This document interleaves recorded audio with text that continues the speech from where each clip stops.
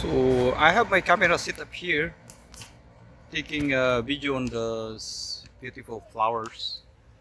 And now I just selected two of the flowers that is adjacent to each other. And now what I can see is I was able to have this bokeh effect, wherein most of the background is blurred, isolating the subject. So those are the flowers that I'm taking, and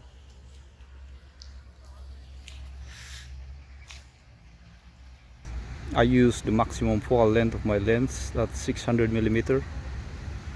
So the distance from my sensor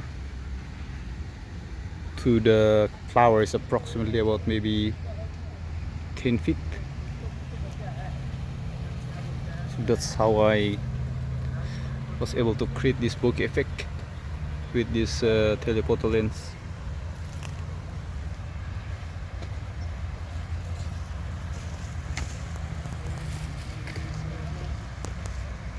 Of course, in a tripod with the Z6 Nikon Z6 camera.